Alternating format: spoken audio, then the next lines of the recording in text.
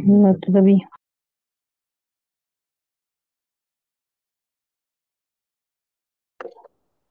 Buenas noches.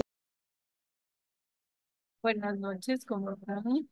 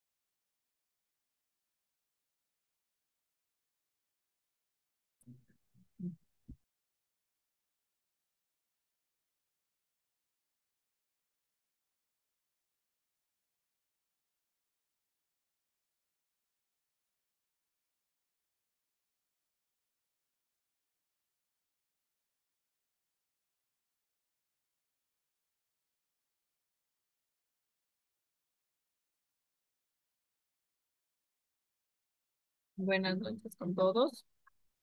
Empezamos la clase del día de hoy. Buenas noches, Licen. Buenas noches con todos. ¿Cómo están? Tal vez alguien se acuerda que veíamos la clase anterior.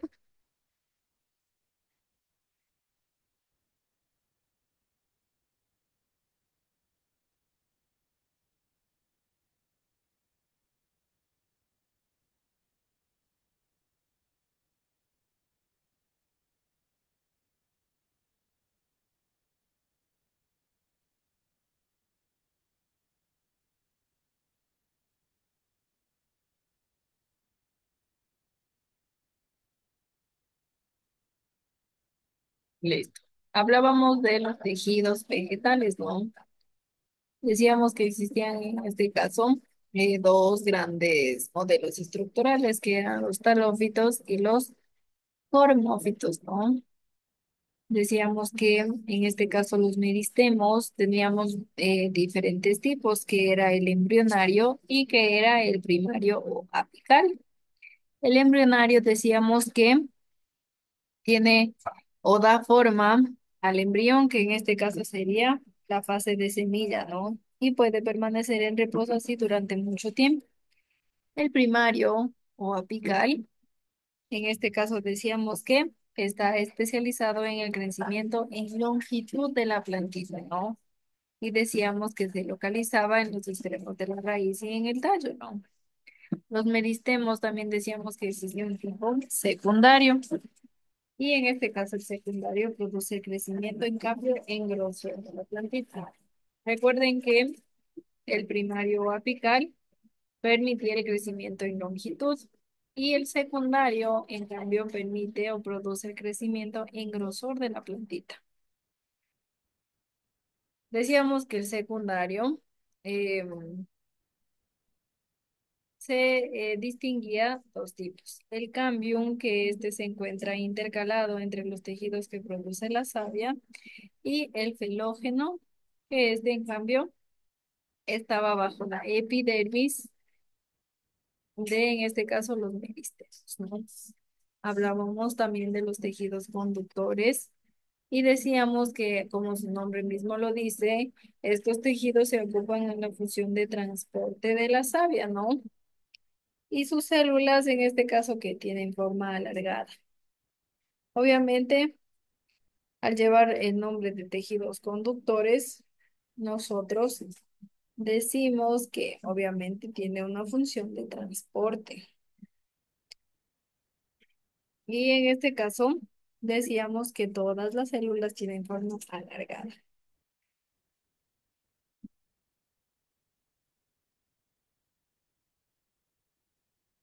Mis tejidos conductores, yo mencionaba en este caso que podían ser de dos tipos, ¿no? Era el xilema o leño, que en este caso transportaba la savia bruta en sentido ascendente. Ascendente, recuerden que quería decir desde la raíz hasta las hojas. Y en este caso produce o procede de la división y especialización de las células del cambio, ¿no? Procede en este caso que de la división y especialización de las células del cambio. Y el floema o liber, que es mi segundo tipo de tejido conductor, decíamos que en cambio este tejido transporta la savia elaborada que resulta de la fotosíntesis. Y en este caso mi floema transportaba en sentido ascendente como en sentido descendente. Y procede en cambio de la especialización de las células de las células, perdón, del cambio que se divide hacia el exterior. Y miren, en este caso aquí yo tengo un ejemplo de un tejido conductor que decíamos que tiene forma que alargada, ¿no? Recuerden que decíamos que en este caso está formado por el xilema, que tengo yo en este caso aquí, y mi floema, y en este caso está aquí, mi floema. Recuerden que el xilema en este caso transportas la savia bruta en forma que ascendente, o sea, desde la raíz hasta las hojas.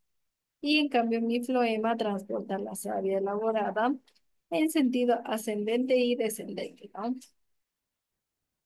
También hablábamos de los tejidos protectores.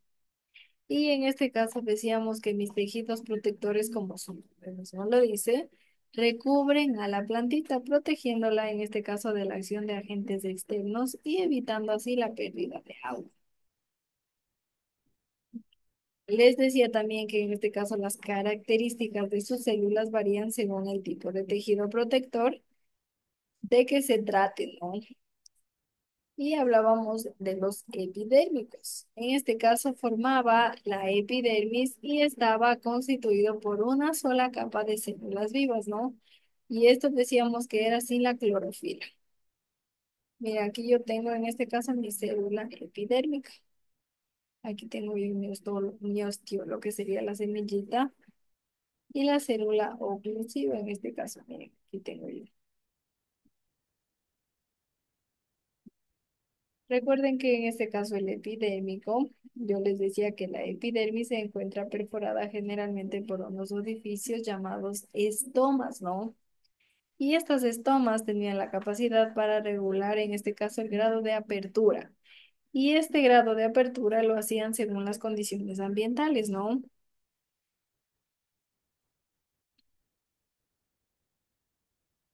Y decíamos que mis estomas pueden presentar algunas modificaciones. Hablábamos de la cutícula y decíamos que esta es una capa formada por sustancias serias, principalmente la cutina, ¿no? Que impregna la pared de las células que está en este caso en contacto con la atmósfera. Y hablábamos de los pelos o triconas y decíamos que eran prolongaciones como la epidermis y yo les colocaba este ejemplo, no miren. Aquí tengo yo mi cutícula y aquí tengo mi tricona o pelos que decíamos, ¿no? Miren, aquí tengo yo mi tricona y mi tricona que decíamos en este caso, que era prolongación de la epidermis y están formadas por una o varias células. Recuerden que les decía que estas pueden ser absorbentes como las de las raíces o secretoras y mencionaba en este caso como sustancias urticantes como la de las hojas y los tallos, ¿no? Y miren, recuerden, aquí tengo yo mi cutícula y aquí tengo mi tricoma o pelo, ¿no?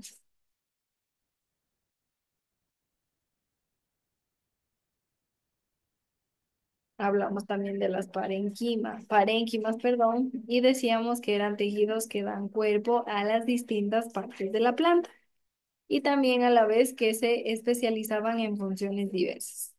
Y nosotros clasificábamos según la función, ¿no? Esto en cuanto a las parénquimas. El clorofílico decíamos que es el principal tejido fotosintético, ¿no? Y decíamos que en este caso las células contienen abundantes cloroplastos y distinguíamos dos capas. Decíamos que la capa, más próxima a la epidermis estaba formada por el parénquima clorofílico en empalizado. Y debajo, Las expectativas de venta se lo... Erika, tal vez alguna pregunta. Se prendió tu micrófono, no sé si tienes alguna pregunta.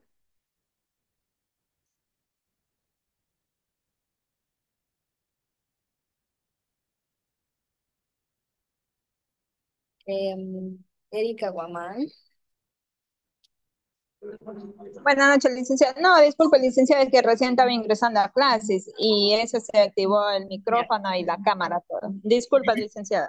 Ya no te preocupes. Pensé que tal vez tenía alguna pregunta, pero si te recién te conectas está bien, ¿no? Porque siempre se sabe conectar automáticamente. Ya, listo. Seguimos, ¿no?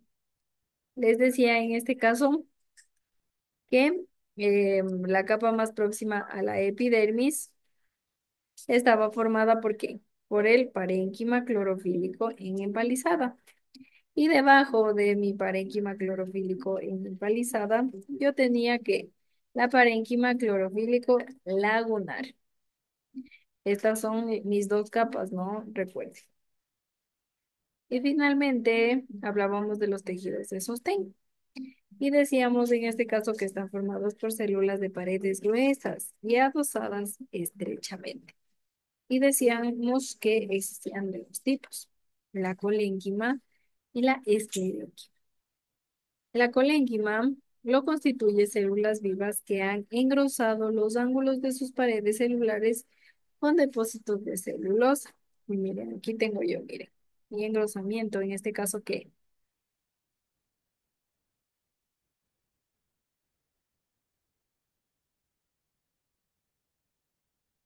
De mis paredes celulares, ¿no? Listo, y listo.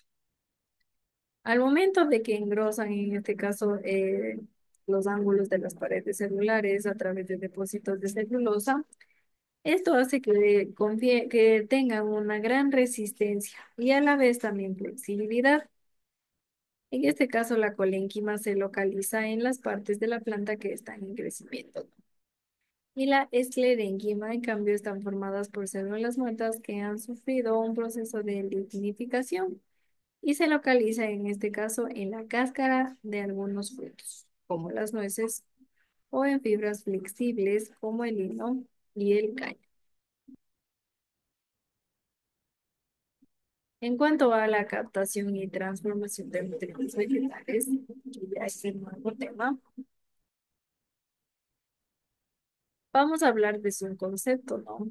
En este caso, recuerden, vamos a hablar sobre la captación y transformación de nutrientes en los vegetales. Desde el punto de vista, en este caso, cuantitativo, los vegetales son los productores más importantes. Se encuentran en la base de las pirámides de biomasa y de producción de los ecosistemas. Por lo tanto, su proceso de nutrición es imprescindible para la vida del resto de los organismos, ¿no?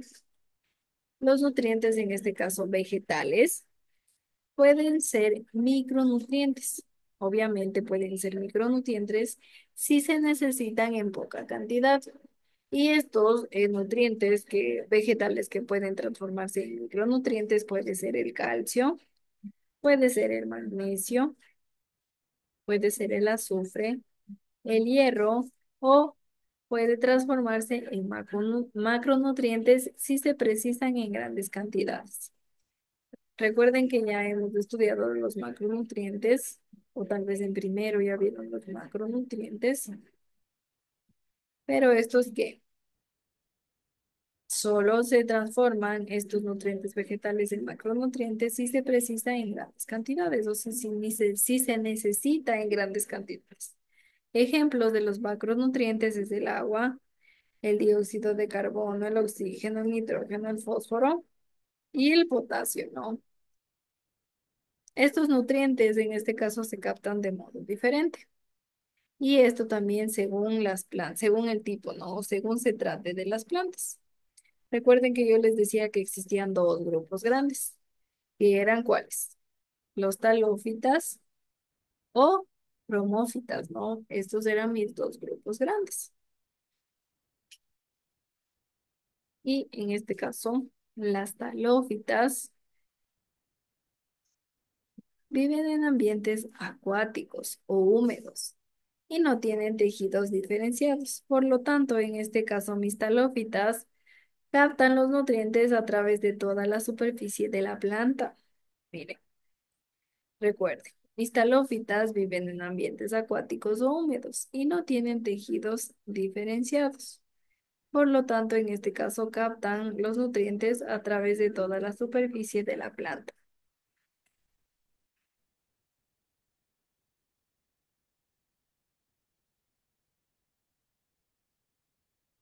Las cromófitas, en cambio, recuerden que son dos tipos, ¿no? En este caso, las talófitas y las cromófitas, en cambio, viven en ambientes terrestres. Recuerden que las talófitas vivían en ambientes acuáticos o húmedos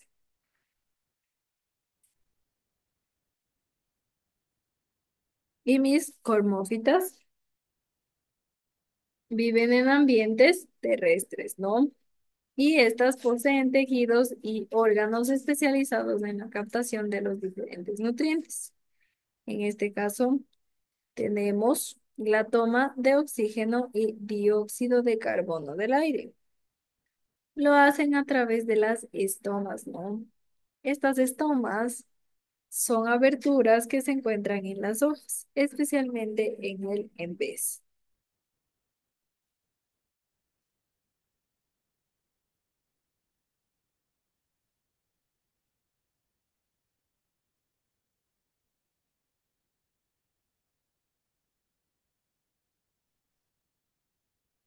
Recuerden, toman oxígeno y dióxido de carbono del aire. Otro es absorbe agua del suelo y esto lo hacen a través de la zona pilífera de la raíz, ¿no? Y está formada por células con prolongaciones que se introducen entre las partículas del suelo, ¿no? Miren, aquí está en este caso cómo absorbe el agua, en esta foto. Miren, aquí está en este caso cómo absorben el agua, ¿no? Les decimos en este caso que lo hacen a través de la zona pilífera de la raíz, que en este caso serían estos como pelitos pilífera de la raíz.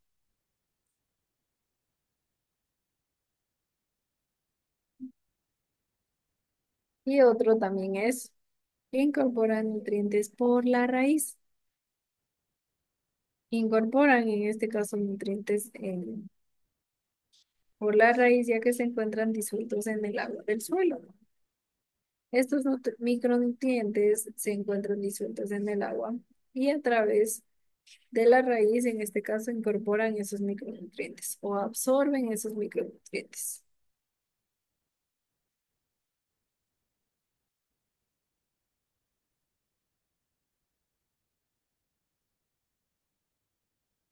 Existen algunos factores que condicionan la captación de nutrientes. Y en este caso tenemos a la abertura o el cierre de las estomas y las características del suelo, ¿no? Repito, en este caso existen algunos factores que condicionan la captación de nutrientes.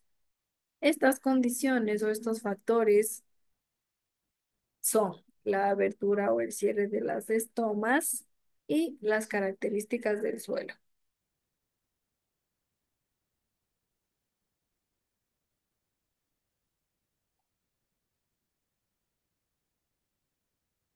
Los factores en este caso que condicionan son la abertura o cierre de los estomas y las características del suelo. Vamos a hablar de cada uno de ellos en este caso. La abertura o cierre de las estomas depende en este caso,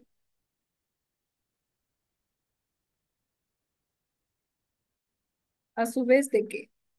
Depende de la intensidad luminosa y de la temperatura.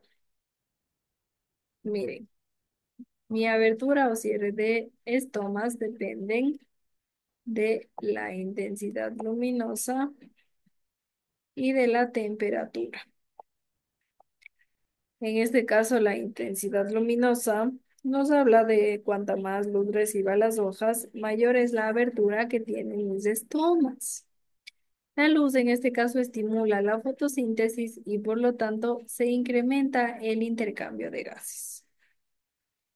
La temperatura en este caso al aumentar se agranda la abertura de las estomas. Como el agua en este caso tiene una elevada capacidad calorífica, el incremento de la transpiración permite eliminar el calor para evitar así que se eleve la temperatura de las hojas. La pérdida de vapor de agua, en este caso por las estomas de las hojas, es el motor que impulsa la absorción del agua en las raíces, ya que la salida en este caso de agua crea un déficit de presión en los vasos conductores que ascienden desde las raíces, ¿no? Y este déficit de presión se comunica a lo largo del vaso conductor hasta la zona pelífera de la raíz, donde para compensarlo en este caso entra agua desde el suelo. Recuerden en este caso que la abertura o cierre de las estomas depende de la intensidad luminosa y de la temperatura. Hablamos de la intensidad luminosa, que cuando más luz reciban las hojas, mayor es la abertura de las estomas. Y la luz, recuerden que estimula la fotosíntesis, por lo tanto incrementa, el intercambio de gases. Y en cuanto a la temperatura, al aumentar la temperatura se agrandan las aberturas de las estomas y así vemos como el agua tiene una elevada capacidad calorífica. El incremento de la transpiración permite eliminar el calor para evitar que se eleve la temperatura de las hojas, ¿no? Esto en cuanto, como les decía, a la abertura o cierre de las estomas. Ahora nos vamos con las características del suelo que decíamos que era otro factor. Y entre las características del suelo destacamos sus propiedades físicas y químicas, junto a los seres vivos que habitan en él. Espérenme un ratito.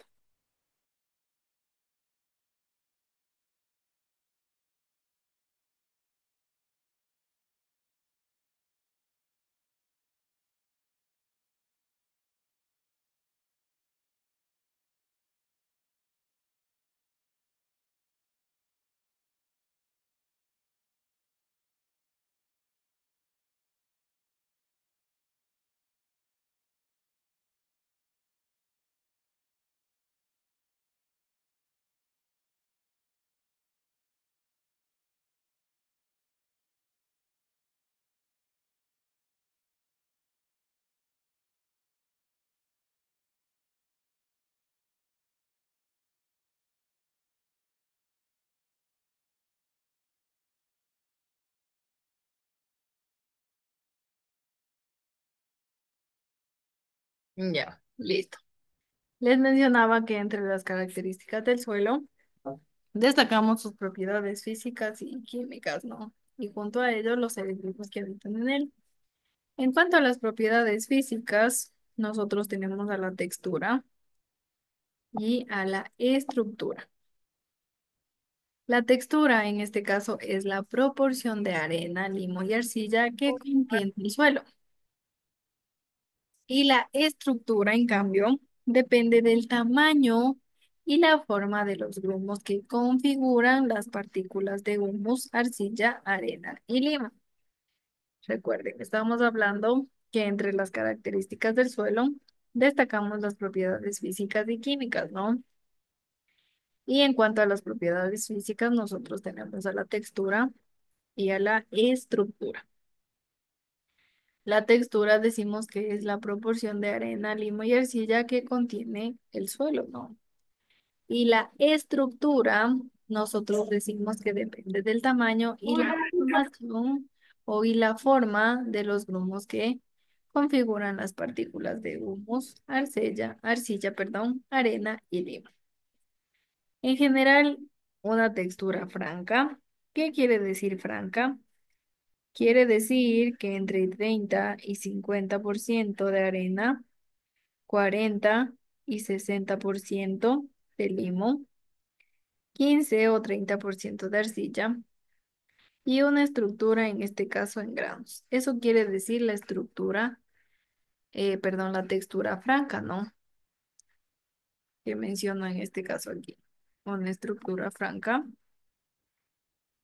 ¿Qué quiere decir esto? Que tiene entre 30 y 50 gramos de arena, 40 y 60% de limo, 15 y 30% de arcilla. Y en este caso, recuerden que es una estructura de granos, ¿no? De diámetro de 1 a 5 milímetros y proporcionan características adecuadas al desarrollo de la mayoría de las plantas, ¿no? Esto en cuanto a mis propiedades físicas. Y ahora vamos a hablar sobre las propiedades químicas, ¿no?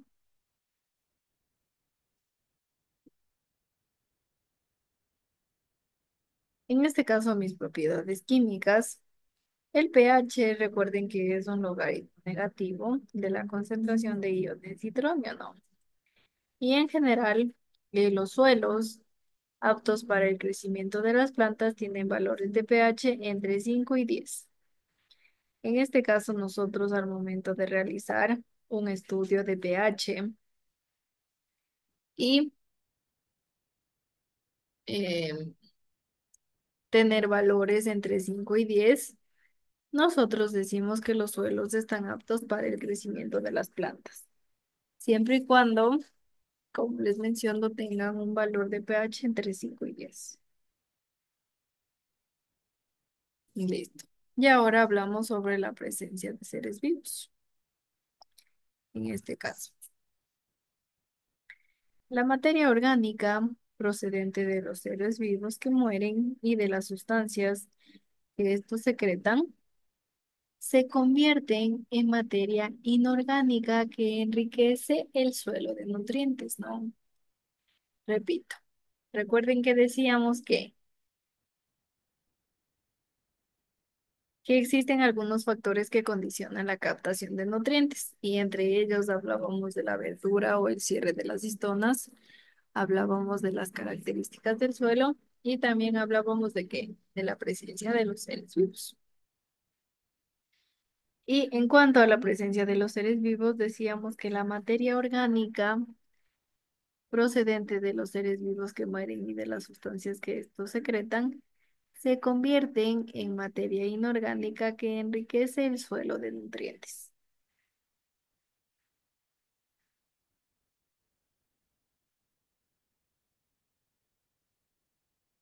En otro caso, también la presencia de animales excavadores o el crecimiento de las raíces remueve el suelo y contribuye así que su aireación. Recuerden que siempre nuestro suelo debe estar, en este caso, removido para que tenga que aireación, ¿no?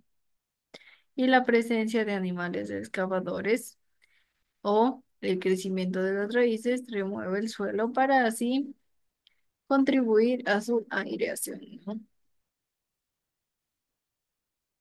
En este caso son especialmente importantes los microorganismos que intervienen en los procesos relacionados con el nitrógeno. ¿Quién me dice algún ejemplo, en este caso, de animales excavadores?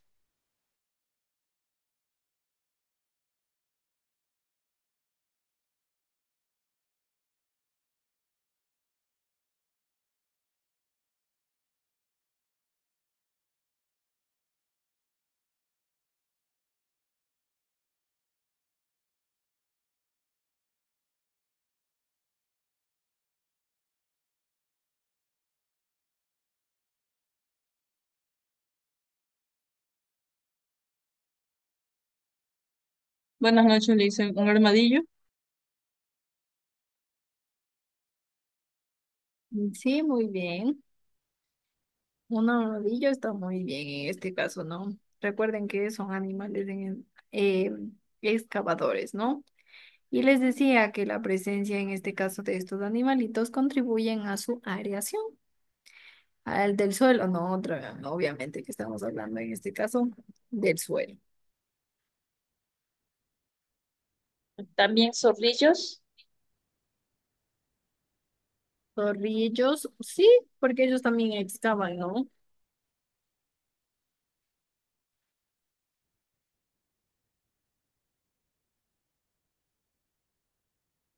¿Y alguien más? Tal vez otro ejemplo.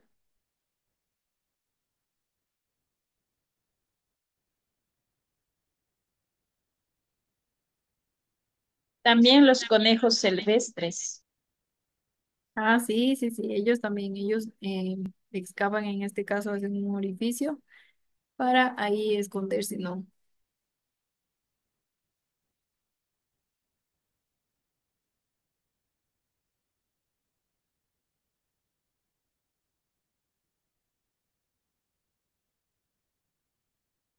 Yéndonos en este caso a animalitos más pequeños, las hormigas, ¿no? Las hormigas también realizan son animales excavadores, ¿no? Y estas hormiguitas también remueven el suelo y nos ayudan a contribuir a su aireación. Los lombrices. Eso sí, y ellas también nos ayudan con los nutrientes, ¿no? Las lombrices nos ayudan con nutrientes a nuestro suelo.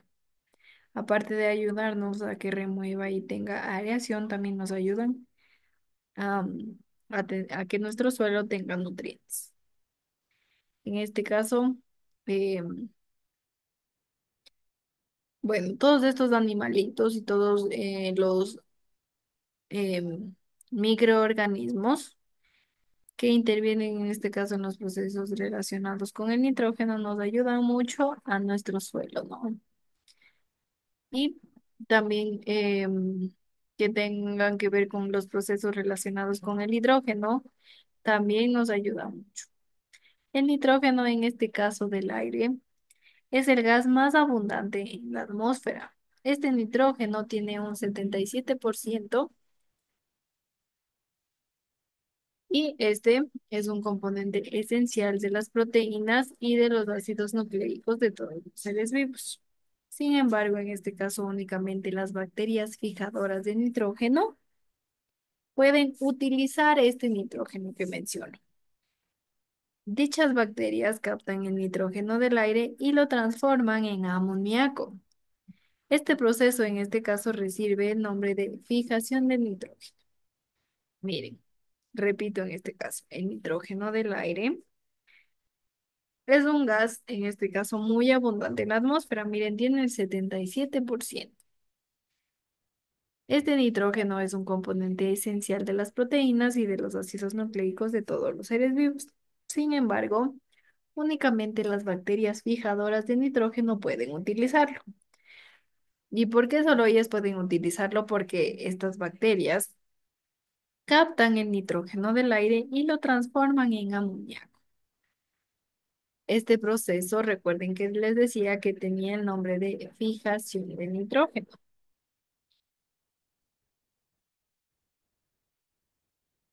Listo aquí. Y decíamos en este caso que las bacterias nitrificantes o las bacterias de fijación de nitrógeno convierten, en este caso, el amoníaco en nitrito. Y este nitrito lo convierten en nitrato.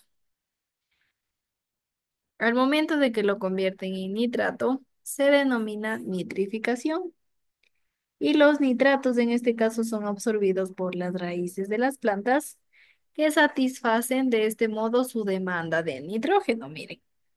Y es así en este caso que el nitrógeno entra en las redes alimentarias de todos los ecosistemas y es utilizado por todos los seres vivos. Miren, las bacterias que nos ayudan a realizar absolutamente todo este proceso, como les decíamos, se llamaban bacterias fijadoras de nitrógeno.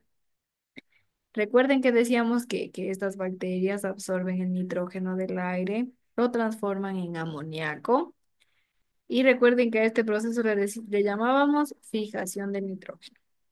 A continuación, estas bacterias al amoníaco que lo convierten en nitrito y después de este nitrito lo convierten en nitrato. Y a esta fase la llamamos o a este proceso lo llamamos o lo denominamos nitrificación.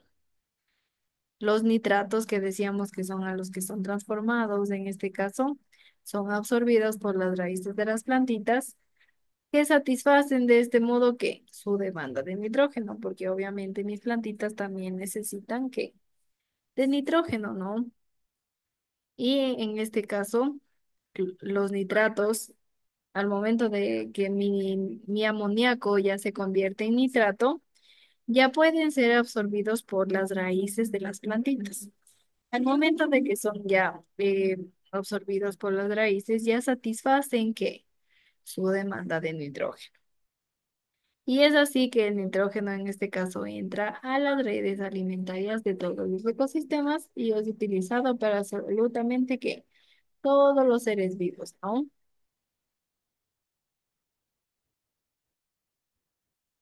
Tal vez tienen alguna duda, alguna inquietud sobre, en este caso, el proceso que realizan mis bacterias para que puedan, en este caso, convertir este amoníaco en nitrato y así pueda ser absorbido por mis plantitas.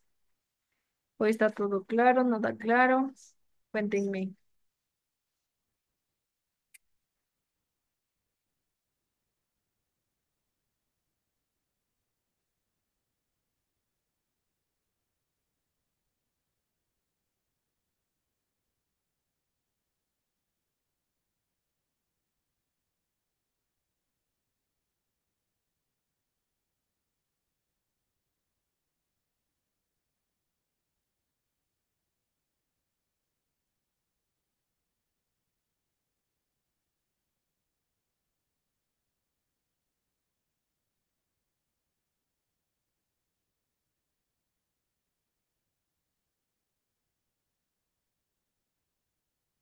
¿Están por ahí?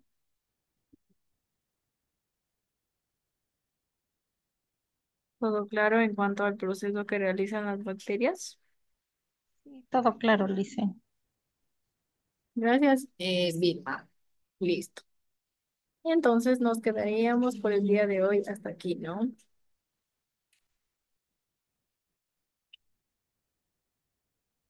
Si tienen tal vez alguna duda, alguna inquietud que les surge en el deber, me escriben nomás, ¿no? Ahí yo les ayudo, solvento cualquier duda que tengan.